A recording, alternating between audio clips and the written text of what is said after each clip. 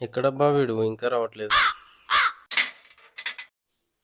వచ్చినావా? ఇగో ఈ బండి స్టార్ట్ అవ్వట్లేదు చూడు.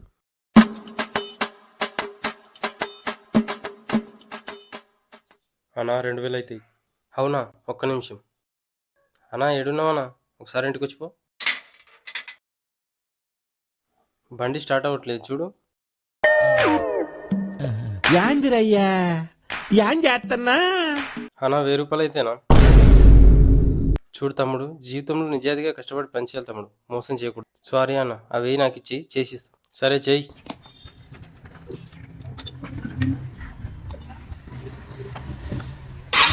ఇగో తీసుకో.